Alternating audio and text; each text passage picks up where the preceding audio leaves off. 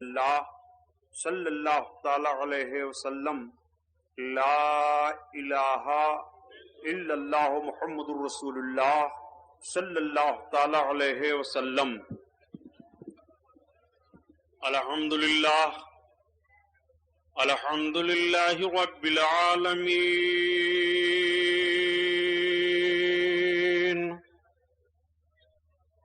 والصلاة والسلام على سید المرسلین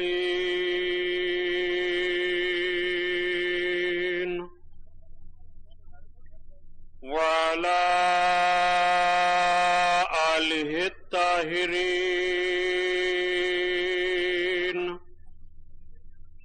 واصحابہ المطہرین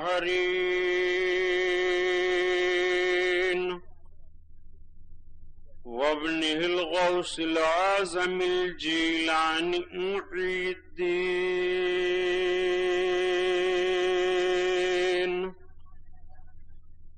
واہل بیتہ اجمعین۔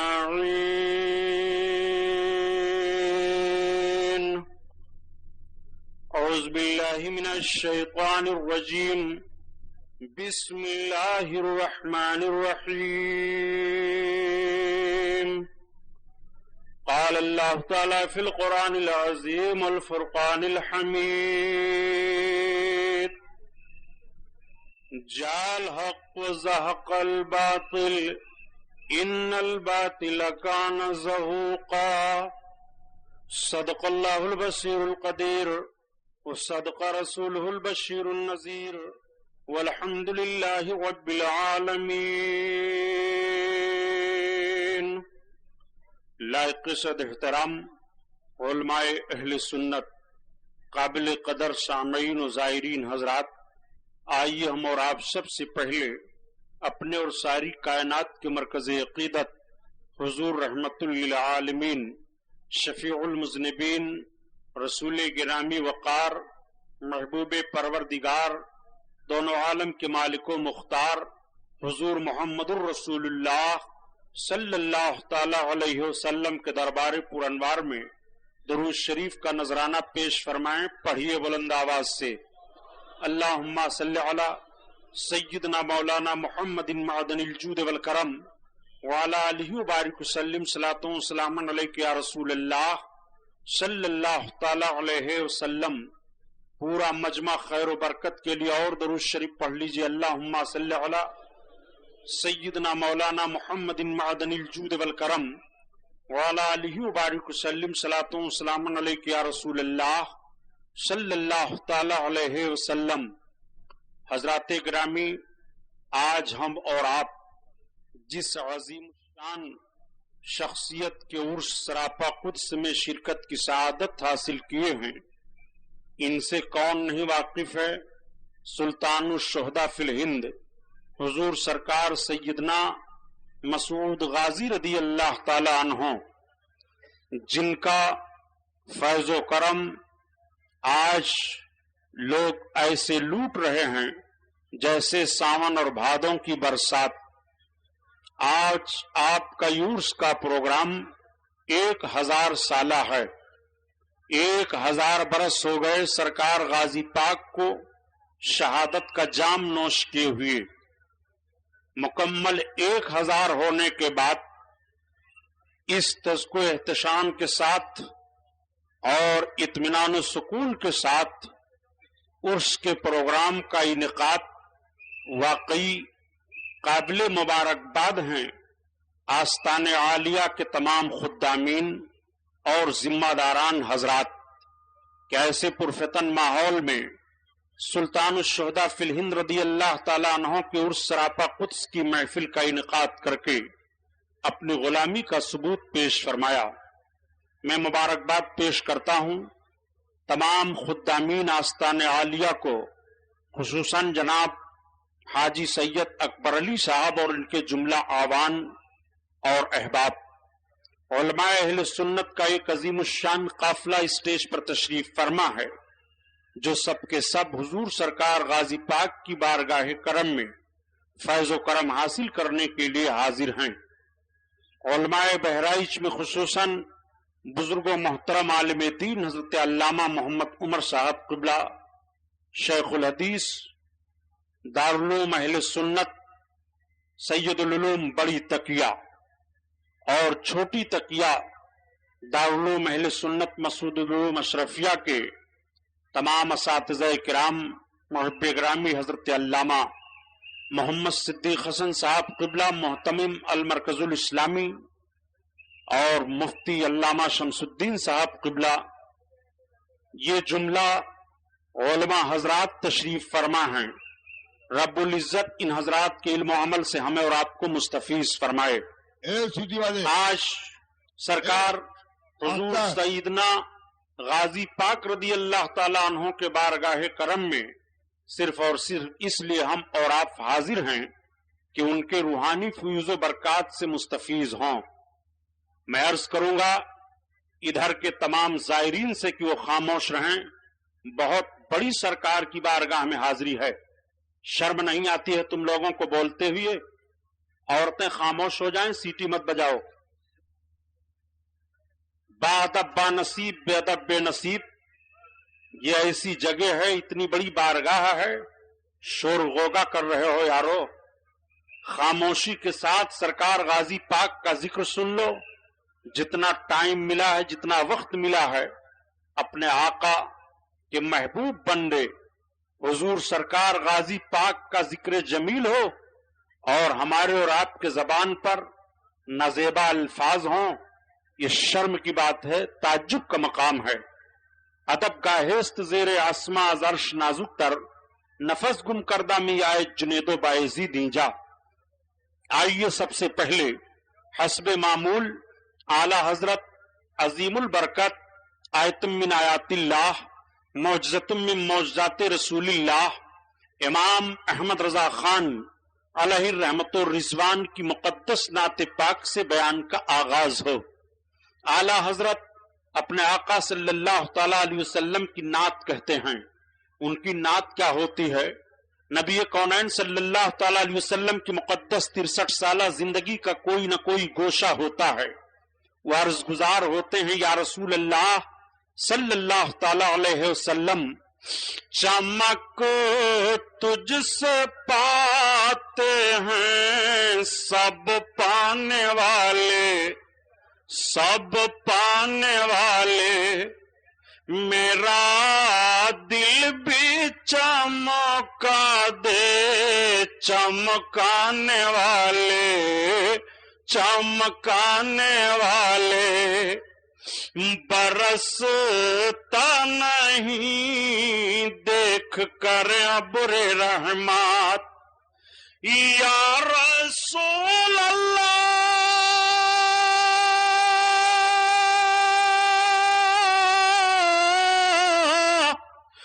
बरसता नहीं देख कर अब्र रहमत, बदों पर भी बरसा दे, बरसाने वाले, बरसाने वाले, बदों पर भी बरसा दे, बरसाने वाले, बरसाने वाले। और रजा नफ्स दुश्मन है दम में न आना, रजा नफ्स दुश्मन है दम में न आना, रजा नफ्स दुश्मन है दम में न आना। और कहाँ तूने देखे हैं चंद्राने वाले, चंद्राने वाले।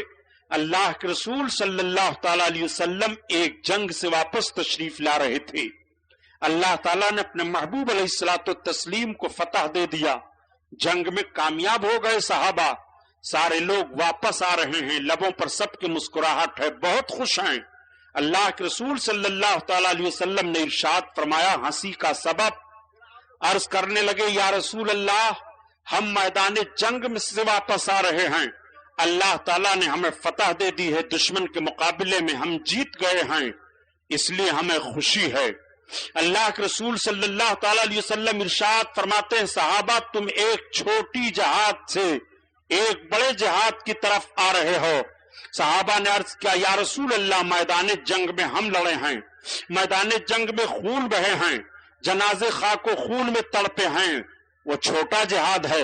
اور یا رسول اللہ ہم بڑے جہاد کی طرف چل رہے ہیں، بڑا جہاد کون سا ہے؟ آقا کریم صلی اللہ علیہ وسلم کے فرمان پر غور کرو۔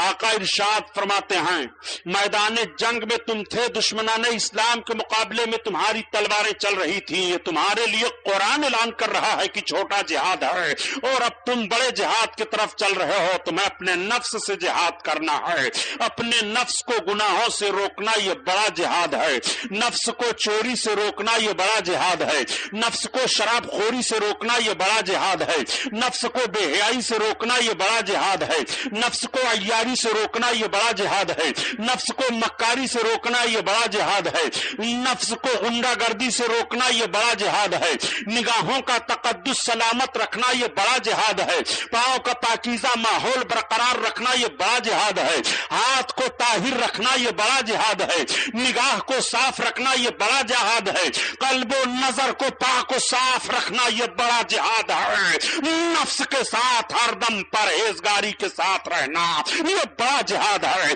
اللہ کے رسول صلی اللہ علیہ وسلم نے ارشاد فرمایا، قرآن کا بیان، قرآن کہہ رہا ہے دشمنان اسلام کے مقابلے میں تم چھوٹا جہاد کر رہے ہو، اور اپنے نفس کے مقابلے میں تم بڑا جہاد کر رہے ہو۔ نفس سے جہاد کرنا یہ جہاد اکبر ہے۔ آپ ذرا ملاحظہ فرمائیں، آپ ایک مجاہد کے عرص سراپا قدس میں آئے ہوئے ہیں، آپ اسلامی تاریخ کو سامنے رکھیں اور دیکھیں جب مذہب اسلام پھیلنا شروع ہوا، مذہب اسلام کی نشر و اشاعت ہونے لگی، اسلام کا کلمہ ہر طرف لوگ پڑھنے لگے، کلمے کے ساتھ ساتھ کچھ جنگوں کا معاملہ بھی سامنے آیا، تلواریں بھی چلی ہیں، خاک و خون میں لوگ لتھڑے ہیں، آبادیاں بھی جلائی گئی ہیں، خاک و خون میں لوگوں کو تڑپایا گیا ہے، پھانسی پر چڑھایا گیا ہے، کھولتے ہوئے تیل میں انہیں ڈال دیا گیا ہے۔ یہ ساری باتیں سامنے آتی رہی، مگر اسلام بڑھتا رہا، اسلام پھیلتا رہا، عربستان سے اسلام کا فروغ ہونا شروع ہوا اور ساری دنیا میں مذہب اسلام پھیل گیا۔ ہندوستان کی سرزمین پر مذہب اسلام حضرت عمر فاروق اعظم رضی اللہ تعالیٰ عنہ کے دور خلافت سے آنا شروع ہوا، اور مذہب اسلام کا لوگ کلمہ پڑھنا شروع کر دیے۔ ویسے تو مذہب اسلام کی روشنی ہندوستان کی سرزمین پر جب میرے آقا صلی اللہ علیہ وسلم نے چاند کو 2 ٹکڑے فرمایا تھا، اس کے بعد ہی اسلام کی روشنی ہندوستان میں پہنچ چکی تھی، لیکن باقاعدہ اسلام کی نشر و اشاعت اور اسلام کا کلمہ پڑھنے والے دور فاروقی سے شروع ہو جاتے ہیں۔ حضرت عمر فاروق اعظم کا دور خلافت ختم ہوا، حضرت عثمان غنی کا دور خلافت آتا ہے، حضرت مولا علی کا دور خلافت آتا ہے، خلفائے امیہ آتے ہیں، خلفائے امیہ کے بعد خلفائے بنو عباس کا دور آتا ہے۔ خلفائے بنو عباس کے دور میں اسلام کا بڑا فروغ ہوا، بہت سارے ممالک فتح کیے گئے، بہت سارے لوگ اسلام قبول کیے۔ اسی قبیل سے بتایا جاتا ہے کہ ہندوستان کی سرزمین پر اس وقت راجہ داہر کی حکومت تھی۔ راجہ داہر بڑا ظالم و جابر راجہ تھا۔ راجہ داہر کا دستور یہ تھا کہ اس نے اپنی سگی بہن ماں رانی سے شادی کی تھی۔ راجہ داہر اپنی سگی بہن سے شادی کر کے اخلاق کا خون کر دیا تھا، ہندوستان کی کنیائیں چیخ پڑی تھی، یہ کیسا دستور ہے کہ بھائی اپنی سگی بہن کے ساتھ شادی کر رہا ہے۔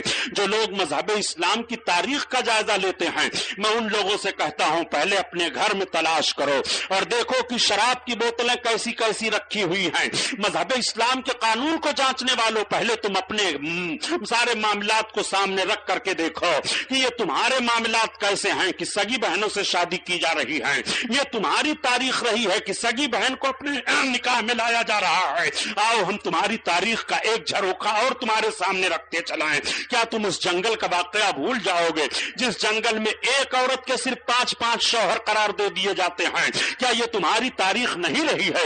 کیا ہندوستان کی سرزمین پر ستی استھلوں پر کنیاؤں کا خون نہیں کیا گیا ہے؟ کیا شوہروں کی چتاؤں پر لڑکیوں کو نہیں پھونکا گیا ہے؟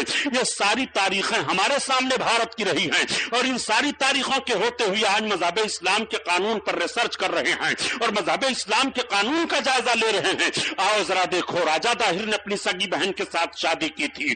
مذہب اسلام پھیل تو رہا ہے ہندوستان کی سرزمین پر، اس وقت کا معاملہ یہ تھا کہ کچھ مچھیرے راجہ داہر کے ڈکیتی کی شکل میں تھے، ان لوگوں نے صرف 17 تاجروں کا مال لوٹ لیا تھا جو مسلمان لنکا کی طرف سے آ رہے تھے تجارت کرنے کے لیے، ان کے مال کو لوٹ لیا، ان کو قیدی بنا لیا۔ جب اطلاع پہنچتی ہے تو حجاج بن یوسف گورنر تھا اس وقت، حجاج بن یوسف نے اطلاع بھجوائی کہ راجہ داہر عربیوں کو تم چھیڑو نہیں، راجہ داہر ہمیں مجبور مت کرو کہ ہم سمندروں کو پار کر کے تمہارے مقابلے میں تلوار کے ساتھ آئیں، یہ ہمارا شیوا نہیں ہے، تم ہمارے قیدیوں کو چھوڑ دو، تم اجازت نہ دو تجارت کرنے کے لیے، تمہارا ملک ہے، ہم ماننے کے لیے تیار ہیں، لیکن تمہیں مال واپس کر دینا چاہیے، تمہیں تاجروں کو قید نہیں کرنا چاہیے۔ راجہ داہر نے جب سنا تو کہا بڑی باتیں کر رہے ہیں، چھوٹا منہ لے کر کے ہمارے ملک میں تجارت کرنے کے لیے بھیجتے ہیں اور اگر ہم قید کر لیتے ہیں تو پھر ہم سے مطالبہ کیا جاتا ہے تمہارے اندر ہمت ہو تو ہم تمہاری تلواروں سے گھبرانے والے نہیں ہیں، ہم تم عربیوں سے گھبرا کر کے اپنے ملک میں تمہیں گھسنے نہیں دیں گے۔ حجاج بن یوسف کی نگاہ جاتی ہے، ایک بچہ بیٹھا ہوا ہے، اس بچے کی طرف اشارہ حجاج بن یوسف نے کیا، بچہ اٹھ کر کے کھڑا ہو گیا۔ وہ بچہ کون ہے تاریخ کی روشنی میں؟ حجاج بن یوسف کا بھتیجا لگ رہا ہے۔ حجاج بن یوسف نے کہا بیٹا تمہیں ہندوستان کی طرف فوجیوں کا ایک دستہ لے کر کے جانا ہے اور راجہ داہر کے مقابلے میں پہنچنا ہے۔ بچے نے منظور کر لیا، بچہ فوج کی قیادت کرتا ہوا۔ تاریخ کی روشنی میں بات سامنے آ رہی ہے کہ بچہ 4000 لشکر لے کر آیا تھا یا 6000 لشکریوں کو لے کر کے آیا تھا یا 12000 لشکریوں کو لے کر کے سندھ کی وادی میں اتر گیا تھا۔ اسی بچے کا نام محمد بن قاسم ہے۔ 17 سالہ بچہ ہندوستان کی سرزمین پر پہلے پہلے اتر رہا ہے اور صرف اس لیے اتر رہا ہے تاکہ مذہب اسلام کا قانون بتا دیا جائے، مذہب اسلام کا ضابطہ بتا دیا جائے، مذہب اسلام کا اصول بتا دیا جائے کہ مذہب اسلام اخلاق کا پیغام دیتا ہے، مذہب اسلام مساویانہ پیغام دیتا ہے، مذہب اسلام ظلم و جبر کا پیغام نہیں دیتا ہے۔ اے مذہب اسلام کو سمجھنے والوں، آؤ دیکھو مذہب اسلام کیسا مذہب ہے۔ وہ بچہ جب سندھ کی وادی میں اترا تھا، راجہ داہر کو پہلے امن و امان کا پیغام دیا تھا اور جب راجہ داہر نے امن و امان کا پیغام ٹھکرایا تو میدان میں تلواریں چلی ہیں۔ تلواریں چلنے کے بعد جب وہ 17 سالہ بچے محمد بن قاسم کو فتح و کامرانی ملتی ہے تو ذرا فتح و کامرانی کا وہ جھروکھا بھی تو دیکھتے چلیے اور وہ ماحول بھی تو ملاحظہ فرماتے چلیے۔ 17 سال کا جوان ہے، یہ فوج کی قیادت کرتا ہوا جا رہا ہے۔ 17 سالہ جوان سمندروں کو پار کر کے بھارت کی سرزمین پر آیا ہے۔ 17 سالہ جوان، ایک روز دن بھر جوانوں کی تلواریں چلتی رہیں، جب رات کی تاریکی آتی ہے، رات کی تاریکی آنے کے بعد جوان نے کہا لاؤ میں اپنے فوجیوں کا جائزہ لے لوں، میرے فوجی سو رہے ہیں کہ جاگ رہے ہیں، وہ آرام کر رہے ہیں کہ کچھ کھا پی رہے ہیں۔ محمد بن قاسم نے جب خیموں کا جائزہ لینا شروع کیا، جیسے محمد بن قاسم نے ایک پردہ اٹھایا خیمے کا تو دیکھا ایک مجاہد قرآن کی تلاوت کر رہا ہے اور جب دوسرا پردہ اٹھایا تو دیکھا کہ دوسرا مجاہد نماز پڑھ رہا ہے اور جب تیسرا پردہ اٹھایا تو دیکھا کہ وہ تلوار سیکل کر رہا ہے۔ اس طرح سے مجاہدین کے معاملات کو دیکھنے کے بعد محمد بن قاسم کی آنکھیں بھیگ جاتی ہیں اور اپنے خیمے میں بیٹھ کر کے قرآن کی برق گردانی کرنا شروع کیا۔ قرآن تلاوت کر رہا ہے، 17 سالہ نوجوان، آنکھیں بھیگ رہی ہیں، آنسو ٹپ ٹپ گر رہے ہیں، صبح کا سفیدہ نمودار ہوتا ہے۔ سجدہ شکر میں گرنے کے بعد جب نماز فجر کے لیے 17 سالہ نوجوان کھڑا ہوا اور مجاہدین کا دستہ صف میں کھڑا ہو جاتا ہے تو محمد بن قاسم نے اپنے فوجیوں کو للکارتے ہوئے کہا اے میری قوم کے بہادروں، آج میں تمہیں فتح و کامرانی کی بشارت دے رہا ہوں۔ تب تک ایک لشکر نے پوچھ لیا کہ فتح و کامرانی پہلے ہمیں کیسے مل رہی ہے؟ ابھی تو ہم میدان جنگ میں نہیں گئے ہیں، ابھی تو ہماری تلواریں نہیں چلی ہیں، ابھی تو ہماری گردنیں نہیں کٹی ہیں، ابھی تو ہم خاک و خون میں نہیں تڑپے ہیں، ابھی سے ہم کو آپ فتح و کامرانی کی بشارت کیسے دے رہے ہیں؟ تو 17 سالہ نوجوان نے جملوں کو تاریخ میں نوٹ کروا دیا تھا۔ 17 سالہ جوان نے کہا تھا میرے مجاہدین، میری قوم کے بہادروں سنو، میں نے تمہاری رات کی عبادت کو دیکھا ہے، میرا جملہ نوٹ کرو، جس قوم کے نوجوان رات کے عابد ہوتے ہیں اور دن کے غازی ہوتے ہیں، وہ قوم میدانی جنگ میں اترنے سے پہلے پہلے کامیاب کر دی جاتی ہے، اور جس قوم کے نوجوان رات کے عیاش ہوتے ہیں اور دن کے سجدہ ہوتے ہیں وہ قوم تباہ و برباد کر دیتی ہے۔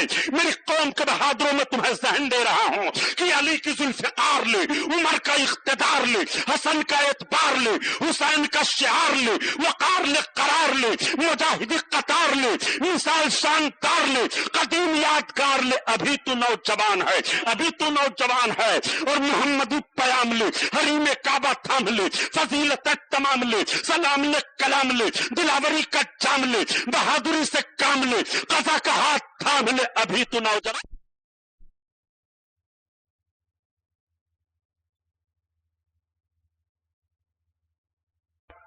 اس جوان نے میدان جنگ میں صبح سویرے اپنے فوجیوں کو پیغام دیا تھا تو دنیا نے دیکھا کہ 17 سالہ جوان محمد بن قاسم نے فتح حاصل کر لی، اور اس سندھ کی وادی سے جب وہ جوان نکلا تھا تو 1 لاکھ غیر مسلم اس جوان کے ساتھ ہو گئے تھے۔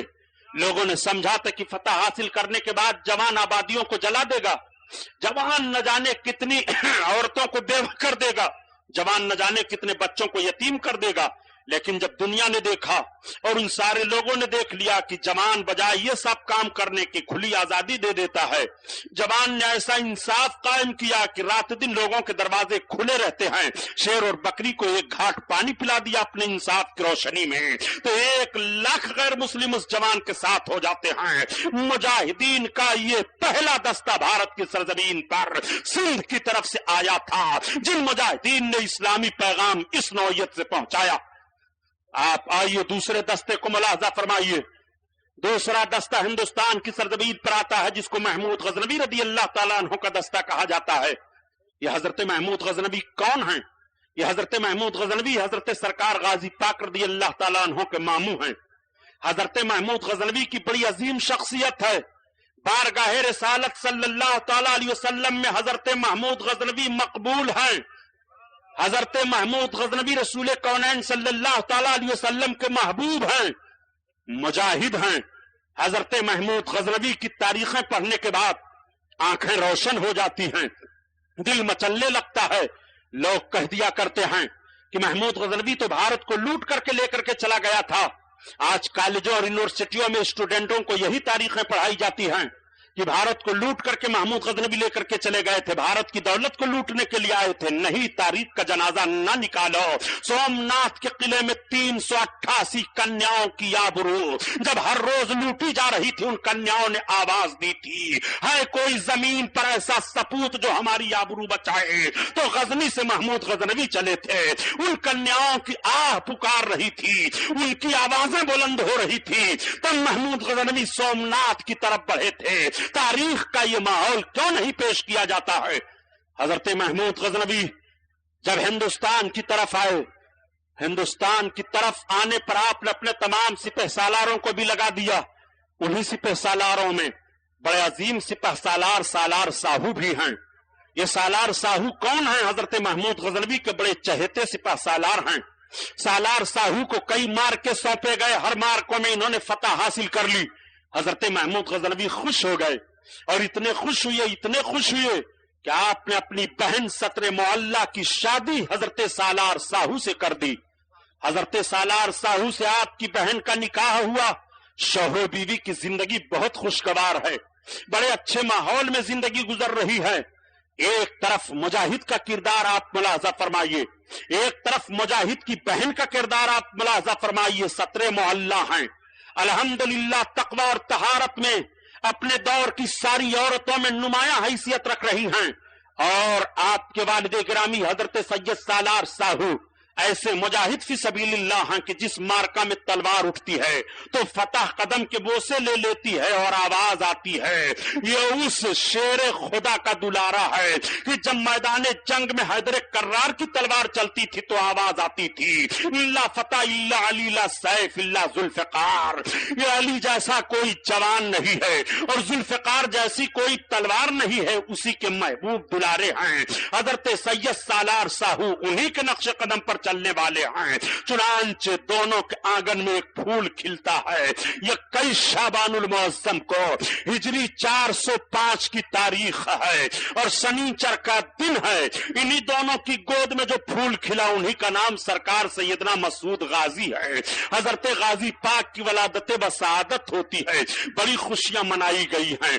बहुत अच्छे अच्छे लोगों को खलाअत दिए गए हैं। बड़ी मिठाइयां तकसीम की गई हैं। सरकार गाजी पाक की मां फरमाती हैं कि जब मेरे बेटे मसूद मेरी पेट में थे तो जिस चीज की मुझे खाने की जरूरत होती थी मैं अल्लाह की जानिब से उस चीज को अपने पास पा लिया करती थी। अल्लाह अकबर। ये सरकार सैयदना गाजी मसूद की करामत मुलाजा फरमाइए। माँ के शिकम में है और माँ को जिस चीज की खाने की जरूरत पड़ रही है तो अल्लाह ताला आपकी माँ को अता फरमा देता है। इस चीज की जरूरत है वो भी अता है, ये चीज चाहिए वो भी अता है। वो सरकार सैयदना गाजी पाक की माँ का मर्तबा और वकार है।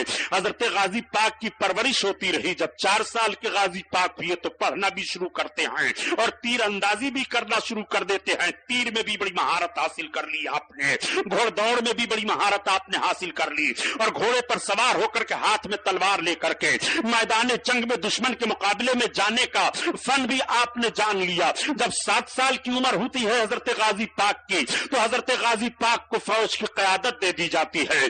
आप अपने वालिद के साथ भी रह रहे हैं और अपने मामू के साथ भी रह रहे हैं। बल्कि जब हिंदुस्तान में 17 मरतबा के बाद में हिंदुस्तान का किला सोमनाथ फतह हुआ था और सरकार गाजी पाक रदी अल्लाह ताला अन्हु अपने मामू जान के साथ शरीक थे तो आपकी उम्र 12 बरस की बताई जा रही है। सोमनाथ का किला फतेह हो गया है। 12 बरस की उम्र शरीफ हजरत गाजी पाक की है। हजरत गाजी पाक ने किन किन शहरों को फतह किया था उन शहरों में से सबसे बड़े शहर का नाम दिल्ली का भी आता है। सरकार गाजी पाक ने दिल्ली को भी फतेह किया है। गाजी पाक फतह करते हुए बहराइच तक पहुंच गए हैं और जिस शहर को आप फतेह कर लेते हैं वहां पर अपना हाकिम मुतय्यन फरमा देते हैं और ताकीद फरमा दिया करते हैं रियाया को कोई तकलीफ नहीं होनी चाहिए, कोई दुख नहीं होना चाहिए, किसी को कोई शिकायत नहीं होनी चाहिए। ये सारी ताकीदें आप करते हुए बहराइच की सरजमीन पर पहुंचे हैं। तारीख का वर्क इसलिए आपके सामने उलट रहा हूं कि तारीख समझने वाले समझे और देखें। जब बहराइच शरीफ की सरजमीन पर सरकार सैयदना गाजी पाक पहुंचे हैं तो गाजी पाक की नियत जंग की नहीं थी बल्कि यह इलाका जंगलात का था। यह इलाका बड़ा खुशगवार इलाका था, बड़ा साफ शफाफ पानी यहाँ का था।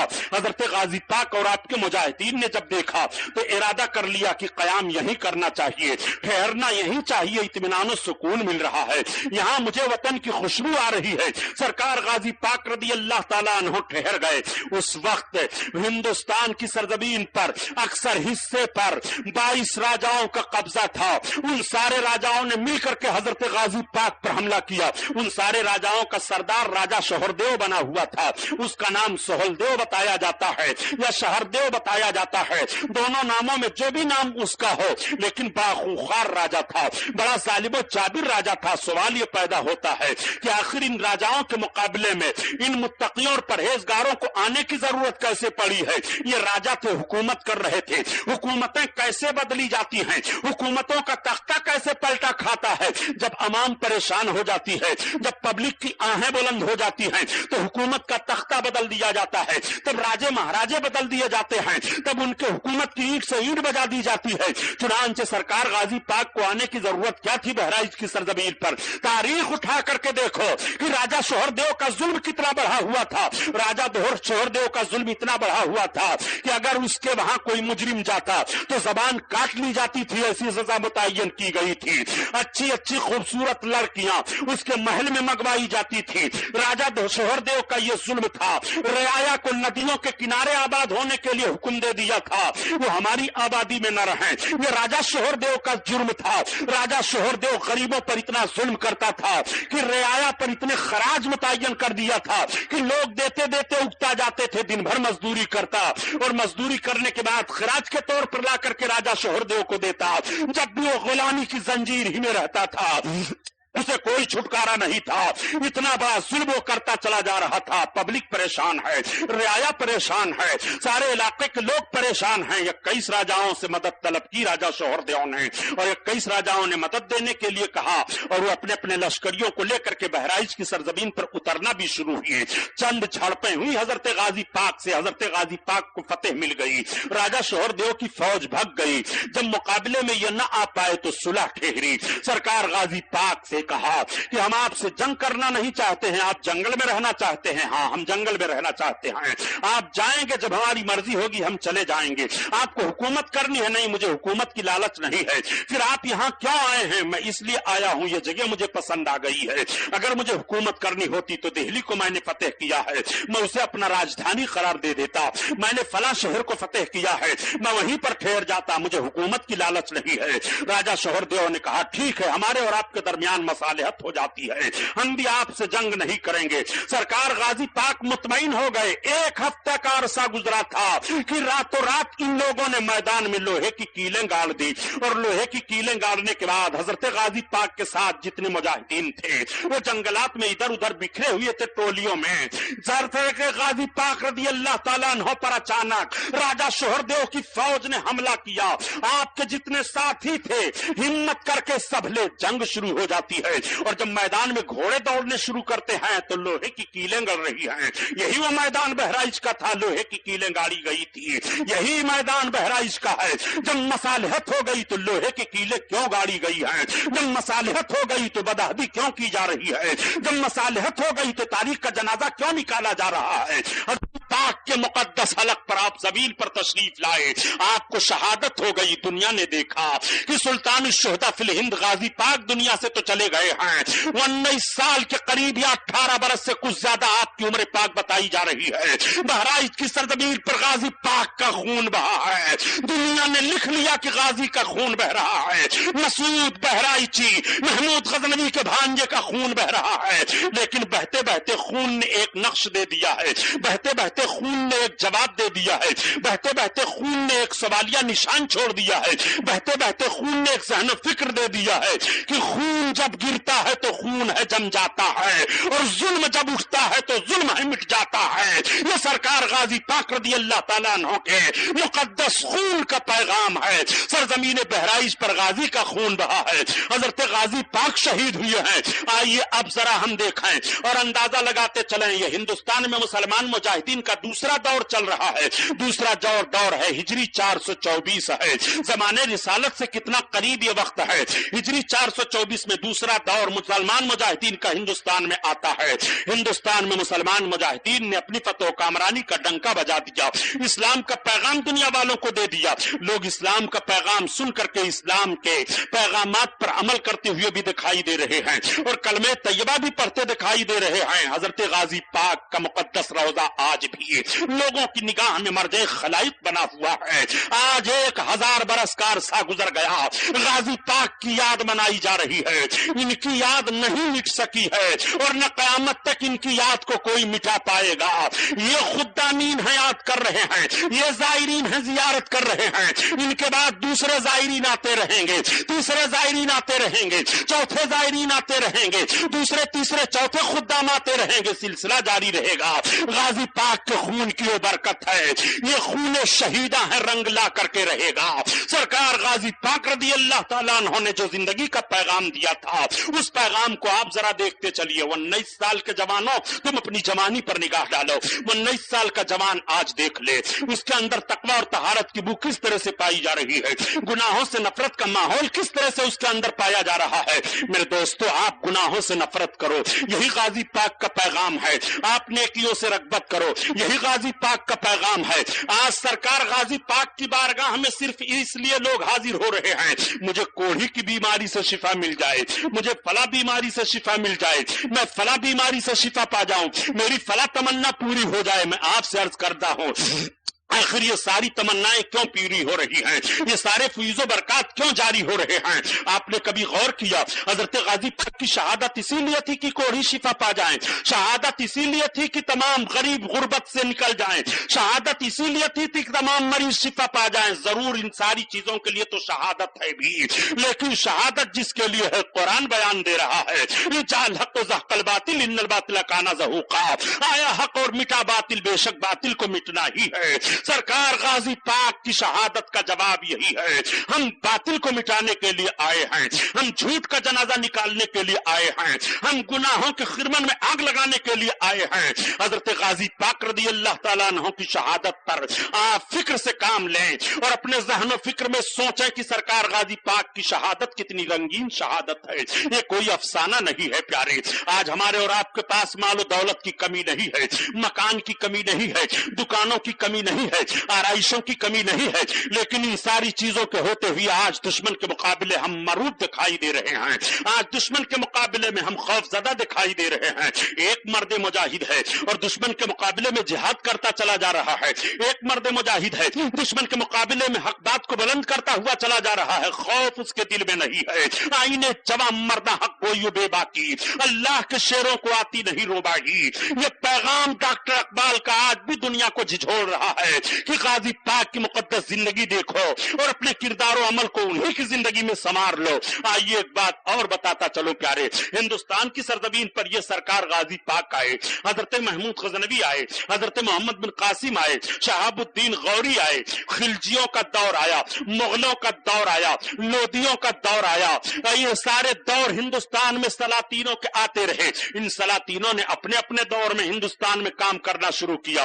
गाजी पाक ने कौन सा काम किया? इनके मामू ने गजनी से आकर के कौन सा काम किया? जुल्म को खत्म किया था हिंदुस्तान में, कन्याओं की आबरू लूटी जा रही थी, इस माहौल को खत्म किया था हिंदुस्तान में। लोदियों ने क्या काम किया था? लोदियों ने वो काम किया था कि भारत की सरजमीन पर मुजरिमों को किलों के अंदर बंद कर करके सजा दी जा रही थी, उनको कुआं में डाल करके बंद किया जा रहा था और बंद करके उनके ऊपर सजाएं मुसल्लत की जा रही थी। लोदियों ने इस कानून को तोड़ा और अखलाक का पैगाम दिया।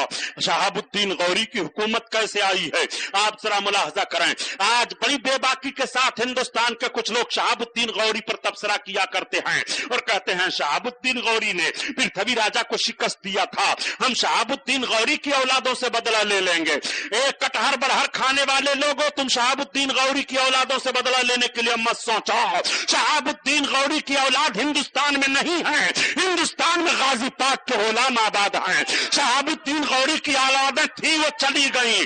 गाजी पाक के गुलाम कल भी थे और भारत की सरजमीन पर आज भी हैं।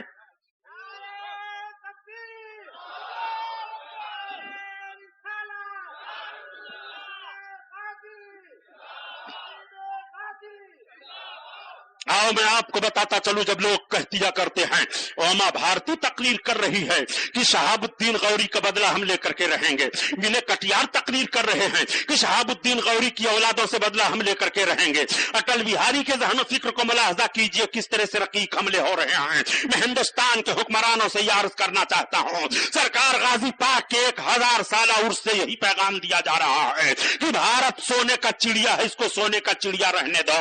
भारत को किस तरह से मुसलमानों ने सजाया है और भारत को किस तरह से खूबसूरत बनाया है। भारत की रौनक गाजी पाक का रोजा है। अगर सुल्तान गाजी पाक ना होते तो भारत में ये रौनक कहां से होती? गरीब नवाज का रोजा ना होता तो भारत में बहारें कहां से होती? निजामुद्दीन महबूबे इलाही ना होते तो भारत का वकार कहां से होता? बख्तियार काकी ना होते तो भारत की रानाइयां कहां से होती? इन सारे बुजुर्गों की तारीखें आप सामने रखते चलो। इन बुजुर्गों ने भारत को सोने का चिड़िया बनाया है, इन बुजुर्गों ने भारत को भारत बनाया है।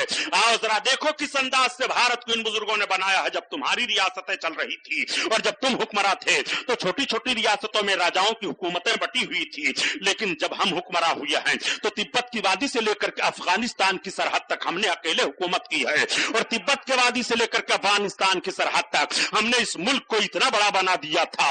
इस मुल्क में सारी चीजों को लाने वाले हम हैं, इस मुल्क को सोने का चिड़िया बनाने वाले हम हैं। मैं अर्ज عرض کر رہا تھا کہ آخر یہ سارے سلاطین آئے کون کون سا کام کرتے رہے. شہاب الدین غوری کو کہو گے کہ شہاب الدین غوری نے جب پرتھوی راجا سے جنگ کی ہے تو شکست ہو گئی. صحیح ہے, شہاب الدین غوری کو شکست ہوئی ہے اور تراوڑی کے میدان سے شہاب الدین غوری شکست کھا کر کے بھاگے تھے.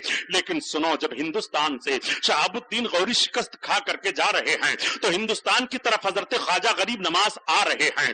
ایک مجاہد ادھر سے جا رہا ہے, ادھر سے اللہ کا ولی آ رہا ہے. سلطان شہاب الدین غوری تو غزنی چلے گئے اور جانے کے بعد اطمینان کی سانس لیتے ہیں, لیکن حضرت غریب نواز ہندوستان کی سرزمین پر آ رہے ہیں. جب شہاب الدین نے قدم رکھا تھا تو تلوار کو چمکایا تھا, اور جب معین الدین نے اپنے قدم کو اجمیر کی سرزمین پر رکھا ہے تو پیتل گائے کی گائے کو زندگی دے دیا ہے.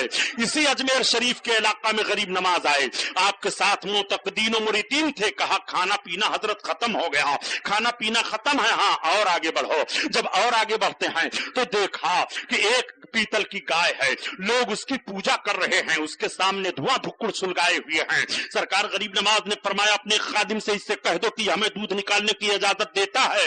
ان لوگوں نے کہا بابا تم دودھ نکالنے کی اجازت دیتے ہو؟ کہا کون لوگ ہو, چلے آئے ہو, یہ پیتل کی گائے ہے. گائے وہ دودھ دیتی ہے جو جنگل میں چرتی ہے, جانور ہے, اس کو تو ہم پوج رہے ہیں, اس کی عبادت کر رہے ہیں. سرکار غریب نواز نے فرمایا تم اجازت دے دو, دودھ نکالنا میرا کام ہے.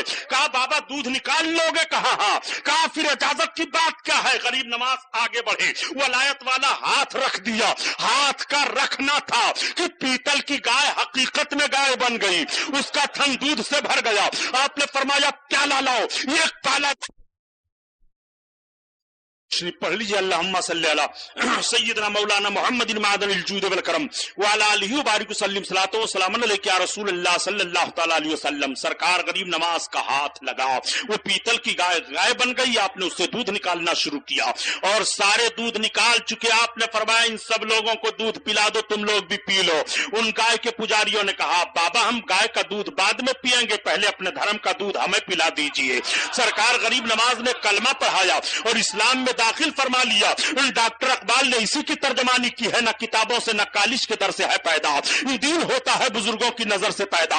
میں آپ سے پوچھنا چاہتا ہوں, شہاب الدین غوری اپنے ہاتھ میں تلوار لے کر کے غزنی جا رہے ہیں اور اسلام کا اخلاقانہ ماحول لے کر کے حضرت غریب نواز ہندوستان میں آ رہے ہیں. سرکار غریب نواز نے اسلام پھیلانا شروع فرما دیا. کسی نے بتا دیا تھا پرتھوی راجا سے کہ ہندوستان کی طرف ایک پچھم سے فقیر آئے گا جو تمہاری سلطنت کو تباہ و برباد کر دے گا.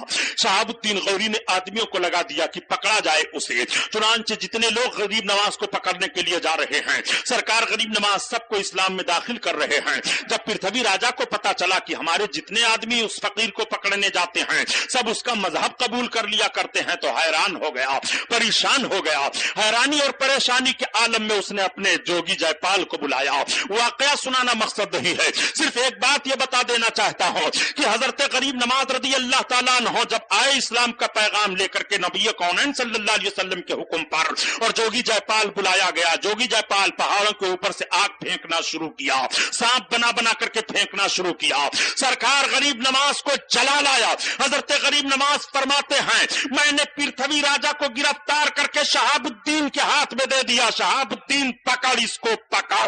غریب نواز ہندوستان اجمیر میں یہ فرما رہے ہیں اور شہاب الدین غوری غزنی میں لیٹے لیٹے خواب میں سن رہے ہیں اور ملاحظہ فرما رہے ہیں, شیخ طریقت کی صورت دیکھ رہے ہیں. غزنی سے اٹھ کھڑے ہوئے شہاب الدین غوری, اٹھ کر کے شہاب الدین غوری نے اپنے فوج کے سپہ سالار کو بلایا. بھارت کی طرف پھر آکرمن کرنا ہے. پھر کہاں؟ کہا اتنی جلدی, ابھی تو ورنہ اس دن کا عرصہ گزرا ہے جس میں کہ پسینے بھی نہیں خشک ہوئے. کہا چلو ہندوستان کی طرف. ایک فقیر کو میں نے خواب میں اس طرح فرماتے ہوئے سنا ہے. اب جب ہندوستان کی طرف 1,40,000 فوج لے کر کے شہاب الدین غوری تراوڑی کے میدان میں اترے, 3,70,000 فوج لے کر کے راجا پرتھوی اترا. جنگ ہوئی. سرکار غریب نواز کا فیض و کرم ملاحظہ کرو.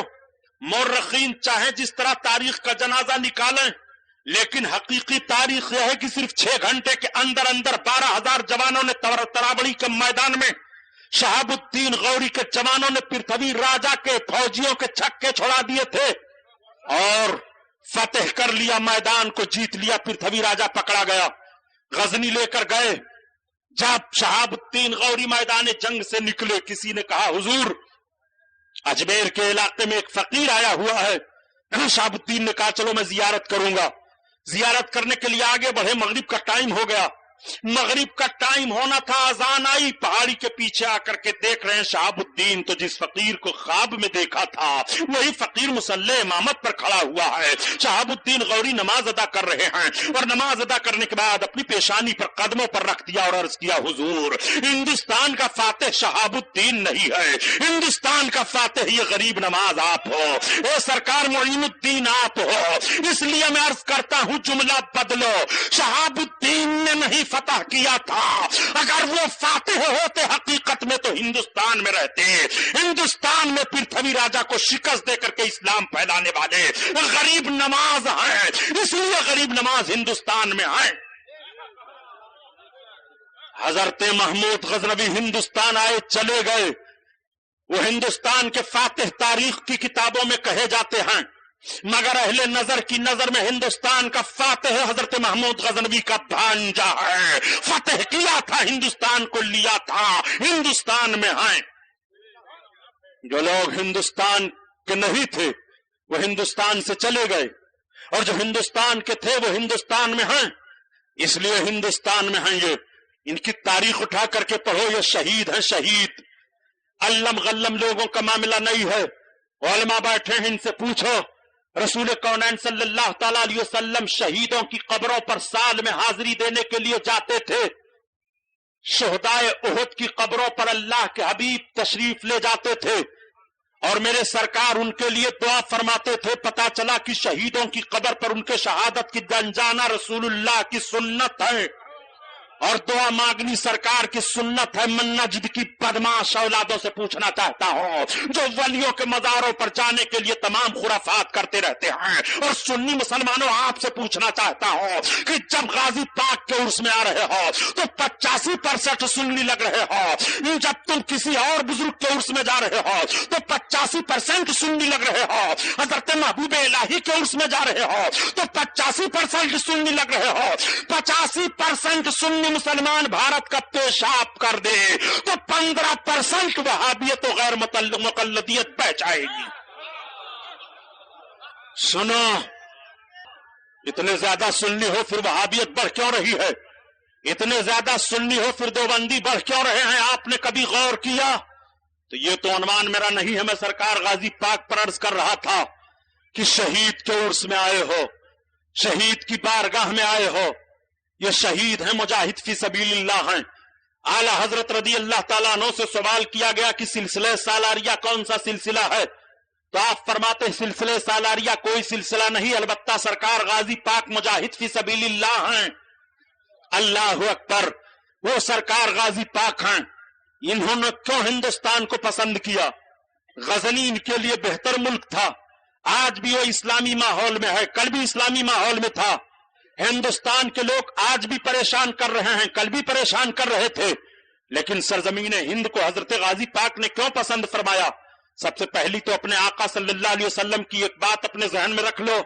میرے سرکار نے صحابہ کی بھری انجمن میں ارشاد فرمایا تھا کہ اللہ تعالیٰ نے 2 جماعتوں کو بخش دیا ہے، جہنم سے آزاد فرما دیا.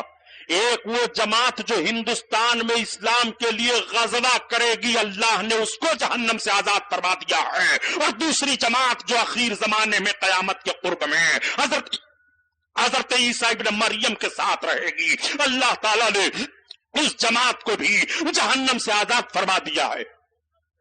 یہ وہ جماعت ہے جو جہنم سے آزاد ہے. یہ وہ لوگ ہیں جو بخشے بخشائے ہیں، یہ وہ لوگ ہیں جو مغفور ہیں. میرا جملہ یہ ہے کہ ہندوستان کو کیوں پسند کیا سرکار غازی پاک نے؟ آؤ اپنے آقا کا فرمان بھول جاؤ گے.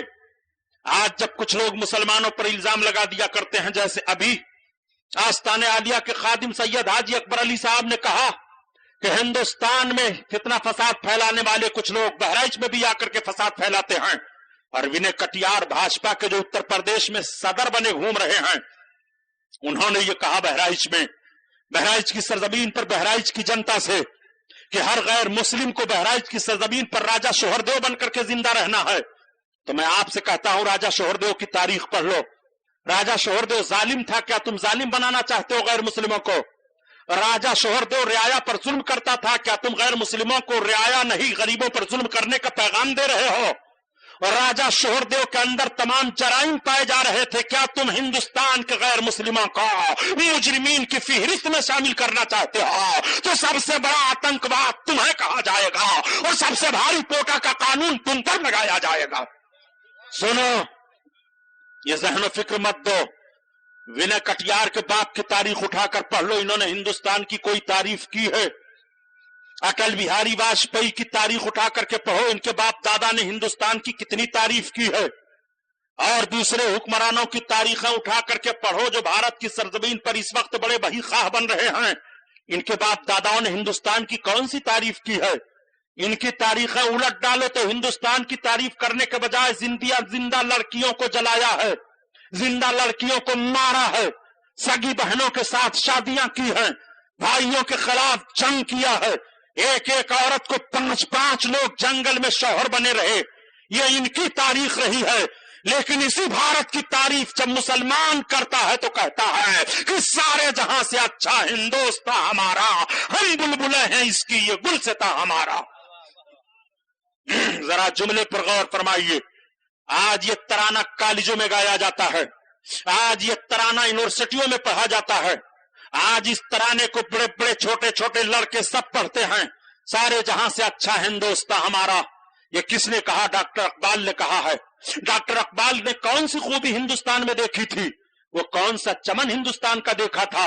वो कौन सा लहलहाता हुआ माहौल हिंदुस्तान का मुलाहजा किया था जिसकी बुनियाद पर कह दिया था कि सारे जहां से अच्छा हिंदुस्तान हमारा? डॉक्टर इकबाल तो जिस दौर हिंदुस्तान में गुजार रहे थे वो दौर अंग्रेजों का दौर चल रहा था। डॉक्टर इकबाल अपनी निगाह से देख रहे थे कि हिंदुस्तान में मुसलमान मारा जा रहा है, मुसलमान का जनाजा निकाला जा रहा है, उनको काटा जा रहा है, उनके सारे हुकूक छीने जा रहे हैं। फिर किस बुनियाद पर कहा था कि सारे जहां से अच्छा हिंदुस्तान हमारा, हम बुलबुले हैं इसकी, ये गुलसिता हमारा? क्यों कहा? कभी आपने गौर किया? डॉक्टर इकबाल की निगाह बड़ी वसी है। डॉक्टर इकबाल ने नबी कौनैन सल्लल्लाहु अलैहि वसल्लम की मुकद्दस सीरत को मुलाहजा फरमाया। कहां है वो लोग जो कहते हैं हिंदुस्तान में मुसलमान हिंदुस्तान की तारीफ नहीं करता? जब भी डॉक्टर इकबाल ने कहा सारे जहां से अच्छा हिंदुस्तान हमारा, इस मुल्क की तारीफ हमारे आका ने की है, नबी कौनैन सल्लल्लाहु अलैहि वसल्लम ने की है। और नबी कौनैन सल्लल्लाहु अलैहि वसल्लम जिस शहर जिस मुल्क की तारीफ कर दे, अल्लाहु अकबर। मेरे आका सल्लल्लाहु अलैहि वसल्लम नमाज के बाद जब दुआ मांग रहे थे, अल्लाह मुल्क यमन में बरकत दे दे, मुल्क शाम में बरकत दे दे, नजद के लोग भी पीछे हाजिर थे। उन लोगों ने अर्ज किया था, या रसूल अल्लाह हमारे नजद के लिए भी दुआ कर दीजिए। आका ने फरमाया, नहीं, नजद से तो फितना निकलेगा, शैतान की सींग उगेगी।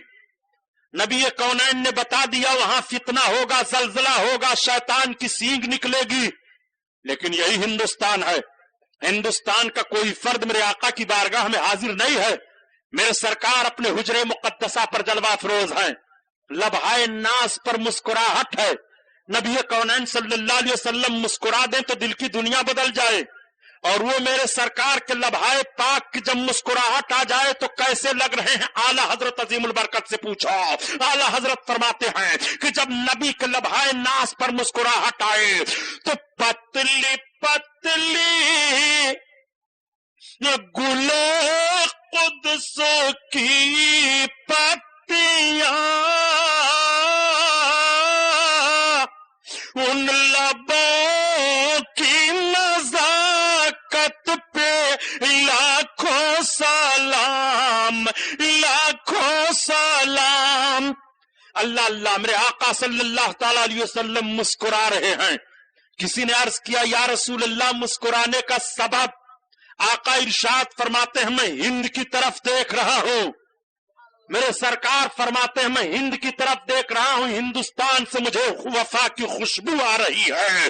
اسی طرف ڈاکٹر اقبال نے اشارہ کیا ہے کہ میر عرب کو آئی بوئے وفا جہاں سے، میرا وطن وہی ہے، میرا وطن وہی ہے۔ یہ ہندوستان ہے جہاں سے رسول اللہ کو وفا کی خوشبو آئی ہے۔ یہ وفا کی خوشبو ہندوستان میں کون ہے؟ وفا کی خوشبو حضرت غریب نواز ہے، وفا کی خوشبو حضرت سلطان الہند حضرت غریب نواز ہے، سلطان الشہداء فی الہند حضرت غازی پاک ہے، حضرت نظام الدین محبوب الہی ہے، وفا کی خوشبو حضرت بختیار کاکی ہے، وفا کی خوشبو نصیر الدین چراغ دہلی ہے، وفا کی خوشبو مخدوم کچھوچھا ہے، وفا کی خوشبو بزرگان دین مارہرہ مطہرہ ہے، وفا کی خوشبو اعلی حضرت عظیم البرکت ہے، وفا کی خوشبو حضرت شیخ عبدالعزیز محدث دہلوی ہے، وفا کی خوشبو حضرت شیخ عبدالحق محدث دہلوی ہے۔ یہ سب وفا کی خوشبو ہے۔ عرب کو آئی بوئے وفا جہاں سے، میرا وطن وہی ہے، میرا وطن وہی ہے۔ یہ وہ ہندوستان ہے، یہ وفا کی خوشبو ہے ہندوستان میں۔ اسی لیے ان بزرگوں نے ہندوستان کو پسند فرمایا۔ آج 1000 سالہ عرس غازی پاک کا منایا جا رہا ہے۔ قربان جاؤ 1000 سالہ عرس پاک پر، 1000 سالہ یادگار پر۔ 1000 سالہ یادگار میں شریک ہونے والے زائروں میں مبارکباد پیش کرتا ہوں، اور خصوصاً انتظامیہ اور خدامین کو پورے شہر میں بینروں سے اعلان کیا، اخباروں کے ذریعہ اعلان کیا، محفل خانے کو بقعہ نور بنا دیا۔ سرکار غازی پاک رضی اللہ تعالیٰ عنہ کی بارگاہ میں خراج عقیدت پیش کرنے کے لیے نہ جانے کون کون جتن کیے ہیں، تاکہ پتہ چل جائے یہ 1000 سالہ مرد مجاہد کی یاد منائی جا رہی ہے، مرد مجاہد کا عرس منایا جا رہا ہے۔ پیارے، ایسے عظیم اور بابرکت مجاہد کی بارگاہ میں حاضر ہو، جن کے فیض و کرم کا دریا بہ رہا ہے، جن سے نہ جانے کیسے کیسے لوگ شفا پا رہے ہیں۔ ہر روز خدامین کو، ہر سال خادموں کو فہرست ملتی ہے، کتنے کوڑھی اچھا ہوئے، کتنے نابینا اچھا ہوئے، کتنے کیسے کیسے لوگ اچھا ہوئے، کتنے لوگ صاحب اولاد بنے۔ ان فہرستوں کو اگر دیکھ لینا ہے تو آپ خادموں سے دیکھ سکتے ہو۔ اور میں ایک بات عرض کروں گا کہ 1000 سالہ برس کی کرامتیں تو نہیں، لیکن 10 20 25 50 برس کی کرامتوں کو ضرور اکٹھا کر کے غازی پاک کی کرامتیں کتابی شکل میں لائی جا سکتی ہیں، اور اس کا صحرا حضرت علامہ صدیق محمد حسن صاحب قبلہ کے سر ہوگا۔ یہ کوشش کریں کہ غازی پاک رضی اللہ تعالیٰ عنہ کی کرامتیں جو صادر ہوتی رہتی ہیں، ظہور میں آیا کرتی ہیں، ان کو اکٹھا کیا جائے تاکہ لوگوں کو پتا چل جائے میرے غازی پاک کی کرامت ہے۔ آنکھ مانگنے والے آ رہے ہیں تو آنکھیارے ہو رہے ہیں۔ آنکھ مانگنے والوں کو دیکھنا چاہتے ہو تو بی بی زہرا کو دیکھ لو، ان کی قبر بھی بنی ہوئی ہے۔ یہ آنکھ مانگنے ہی کے لیے آئی تھی۔ غازی پاک مجھے آنکھ دے دو۔ غازی پاک میں نے سنا ہے آپ بہت کچھ دے رہے ہو۔ چوکھٹ پر اپنے سر کو رکھ کر کے آنکھ مانگ رہی ہیں تو آنکھ بھی روشن ہو گئی، اور بی بی زہرا کا دل بھی روشن ہو گیا۔ غازی سرکار نے روشنی دے دی ہے، آنکھ کی بھی روشنی دی ہے اور دل کی بھی روشنی دی ہے۔ اگر جسم کے لیے روشنی لینا ہے جب بھی غازی کا دربار کھلا ہوا ہے، اور دل کے لیے روشنی لینی ہے جب بھی غازی پاک کا دربار کھلا ہوا ہے۔ یہ ایسے مسیحا ہیں کہ جسموں کو بھی شفا دے رہے ہیں، اور یہ ایسے مسیحا ہیں کہ روحوں کو بھی شفا دے رہے ہیں۔ روح کا بیمار آئے وہ بھی شفا پاتا ہے، جسم کا بیمار آئے وہ بھی شفا پاتا ہے، اس لیے کہ غازی پاک کا وہ دربار ہے کہ غازی ہند دربار حالا تیرا، غازی ہند دربار حالا تیرا، اور کبھی محروم نہیں مانگنے والا تیرا، مانگنے والا تیرا۔ اس لیے ہندوستان میں دہشت گردی پھیلانے والوں سے میں عرض کروں گا کہ غازی پاک غریب نواز کا روضہ موجود ہے ہندوستان میں۔ تمہاری ماں نے یہ اتنا دودھ نہیں پلایا ہے کہ مسلمانوں کو مار دہاڑ کاٹ کر کے پھونک تاپ کر کے ختم کر دو، نہیں۔ جب تک غازی پاک کا روضہ ہے اسلام کی روشنی رہے گی، اور جتنے ان کے روزے سے لگے رہیں گے الحمدللہ امن و امان میں رہیں گے۔ اس لیے کہ تعیشی فی اکنافہم، بزرگوں کے قرب میں رہو، اطمینان پاؤ گے، سکون تمہیں ملے گا۔ اگر سکون ملے گا تو بزرگوں سے ملے گا، اطمینان ملے گا تو بزرگوں سے ملے گا۔